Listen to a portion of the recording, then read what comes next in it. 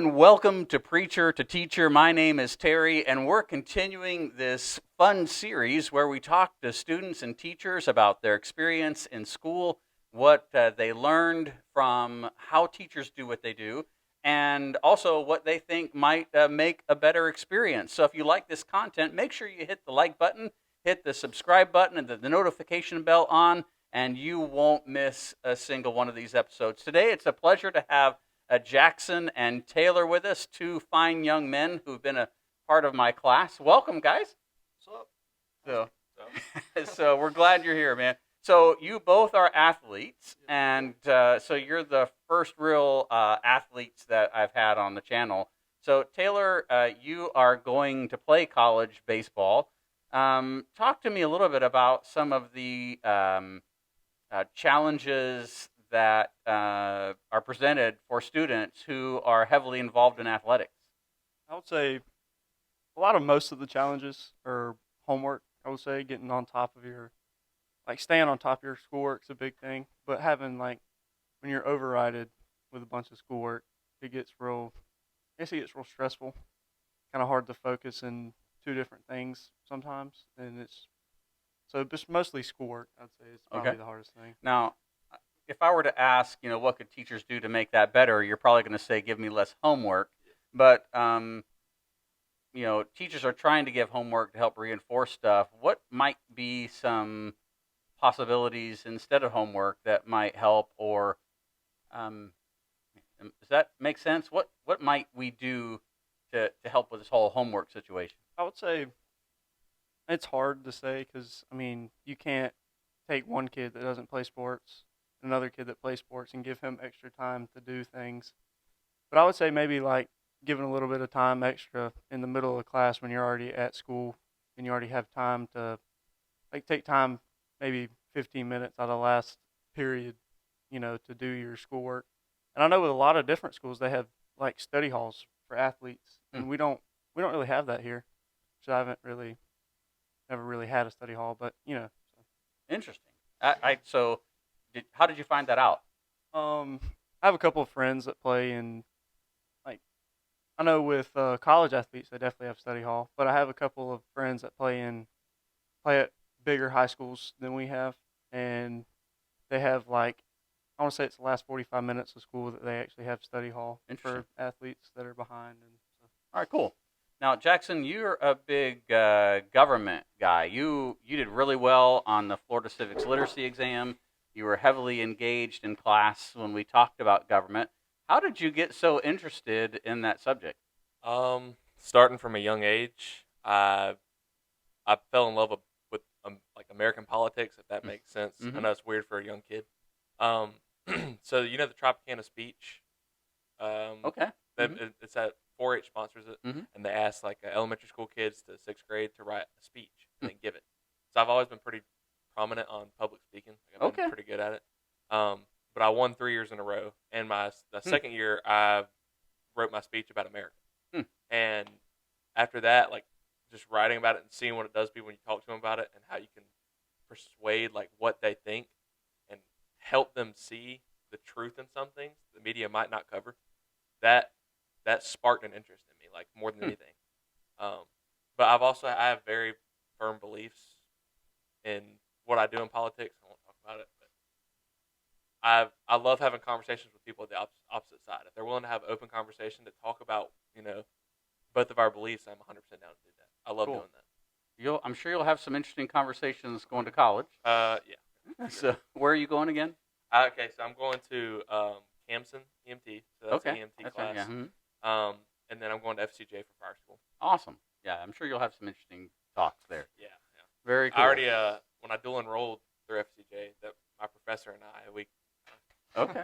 That's fair. We didn't get along very well. Now, you brought up public speaking, and this has gone both directions about its value with other students that I've talked to. What's your two perspective on public speaking? You seem in favor. I love it. I love doing it. Okay. You think it's helpful for students to do? I think, I don't know if I'd say helpful, but if you could get everyone into it a little bit, you're not forcing them to speak in front of 500 people, but gets everyone into it. That way that gets rid of a lot of social anxiety. If you can conquer that, you can talk to one person very easily. Awesome. that's what Jackson said. Public speaking, I feel like it's a really good trait to have, because eventually farther down the road in life, you're gonna have to talk in front of people. So I mean, doing it at a young age, it really gets you out of your shell. And my parents said that they helped me do that a lot. They kind of made me talk to people, kind of put myself, like present myself in front of people, kind of sell myself out there. So I don't have much of a problem speaking in front of people, but I think it is a good thing that public speaking is kind of encouraged. Cool. It gets people out of your shell. So I didn't tell you I was going to ask this question, but something that you guys said reminded me of it. And then with a conversation with another student, we were talking about stereotypes and frustrations with stereotypes. Did you guys both grow up in Hilliard? You guys hunt and fish and all that together. Do you ever find stereotypes about small town guys frustrating stereotypes? And which ways are those stereotypes true and not true? So what kind of stereotypes are we talking about? Just country boy stereotypes. Well, I mean, not to sound like country, but Mm-hmm. I don't have a problem. Good. I mean, I don't think those either. It's not really offensive. Cool. Yeah, I was listening to somebody talk recently, and they were speaking about country like it was like a swear word, and I'm like, you're dissing on us now, and I'm like, that doesn't sit well with me, right? So we're proud of it. Yeah, I'm definitely not proud of. I'm definitely proud of where I'm from. Awesome. 100%. Yeah, Have I a love it. Small community that like a lot of people in a smaller community definitely back you up more than you're in a bigger community. You have people that turn on you. Yeah, So, I would 100% Mhm. what he just said. I would say that the people from bigger city areas, like, you don't know everybody. Mhm. And us here, we do know everyone. So if you get in a crappy situation, somebody's going to be there to help you. Yeah. If you've been stuck on the side of the road, somebody's going to stop and help you because they know you. Mm-hmm. And where people, bigger city areas, you get stuck on the side of the road, somebody might just drive. They're going to drive past you. Love it. Now, you've been through high school. It's fresh. You're graduating this week. And so what, at least this week when we're recording it anyway, what would you change about your high school experience? If you could change anything, what would you change? I'd say a little bit more life skills. So, like, the class that teaches you how to balance your checkbook, file your taxes, pay your bills, how to finance, how to get a loan, and what interest rates are good or not, and something to actually, like, teach you how to use your money. That's Cool. something I would improve. The good news is next year I'm starting one of those classes. It's financial literacy, and it's kind of like an intro to economics. And part of that is figuring out how to budget. And the very first thing we're going to do is figure out what your ideal job or your preferred job would be, and then you're stuck with that income for either right out of high school or right out of college, whatever that income would be. You're stuck with that income for that class unless you can figure out some kind of side hustle. That's your income. And so the entire course will be built on budgeting with that dollar amount in mind. So it's one of the changes that we're making. Any other life skills that you would like to see us develop? I would say cooking is a big thing, because I mean, eventually in life you're gonna have to cook. I mean, or you're gonna starve. So I would say cooking is a big thing. That's fair. Do a culinary class, like, at the school, not at the Okay, culinary at the school instead of, I like that. Very cool. Mrs. Wayman would be very much a fan of that. She and I have talked about that as well. Yeah. Coach Crawford, if you're listening. He's Coach Crawford, for those of you that don't know, is our principal. So he would be in charge of that. If you had an opportunity to ask a teacher any question, what would you ask? What makes a student a good student? I feel like I know the answer, but I feel like maybe for teachers it's a little different. Maybe each teacher is different. But what makes a student a good student? Well, I would say a student that tries is, for me, a good student. I mean, like, there are some kids that, like, they're struggling to get, a B or a C, and it's all they can do to get a B or a C. We just took the FCLE, and some folks didn't pass, But man, when I looked at their score, I was like, that score is a reflection of real effort. And for me, that makes them a good student. What breaks my heart is when a student gives up on themselves, or they have been told so many times that they don't matter, or that their life doesn't matter, or that that they're quote unquote stupid. I hear students that tell me they hear that every day. So it's hard to come when you hear that every day for the last 18 years, and you come into my class, here you matter. Um, Man, it's hard to undo 18 years of that. So anything that I can do to try to help a student not give up on themselves is a win, and that would make them a good student. You know,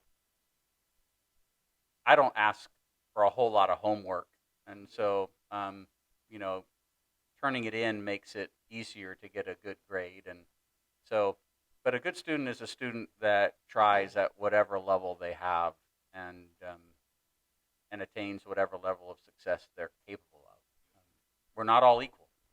And to further up what Taylor said on the homework on weekdays, when we played baseball, like this class didn't bother us at all. Like, so we have the vocab, but that's due like once every week.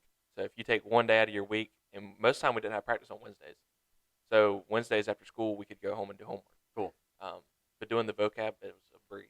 So some teachers might hear that and say, okay, well, he had very light homework. Jackson, do you remember the score you made on the FCLE? 98. Yeah, 98%. So you can still learn stuff and not have a lot of homework, right? 100%. Yeah, it's all about the input you put in class. If you're listening, like this class especially, like I picked up on the information very well because it's something that I like to talk about. Mm-hmm. And that's another problem. If a teacher gets up there and lectures and there's kids in the class that don't care about the topic, it's not going to sit with them. Right. But for me, who I did like it, the lectures, I picked up on the information very well. And mm-hmm. I think that there's going to be new ways to develop in the future to get to students, like put it in ways that they'll understand and they like to learn about. Mm-hmm. But for now, it's really hard to do. Right. So I know you understand that. Yeah, I don't think I ever talked for 45 minutes, but what experiences did you have in class that teachers did that resonated with you and made the information easier to retain then? I know in my one of my math classes that I took in, I'll say, 9th grade maybe, my teacher, she was more of she kind of planned everything out, and she kind of had everything to perfection almost. Like, she made you do everything down to the T. And at that point, like, it's so annoying to do it in class. Mm-hmm. You're like, show my work for easy equations. But, like, it gets down to the point where you do it so much, it comes in the muscle memory. Mm. So when you get to the test, it's, I mean, no, I'm spitting. Oh, dude. It's simple with our sophomore year. Yeah. So, I mean, she had it down. She had everything down to the T.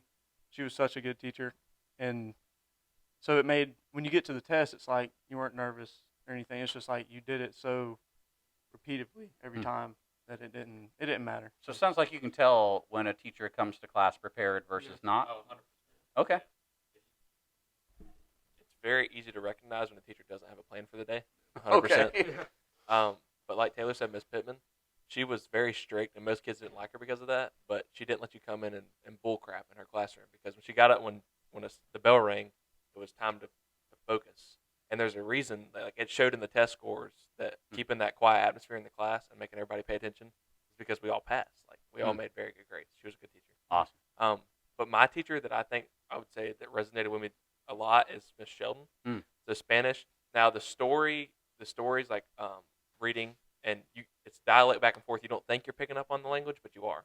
Mm-hmm. So because the story she does, like if we're learning new words one week, it's very repetitive on those words in the story, and you'll use them in context, and you won't think about it, and it sits with you.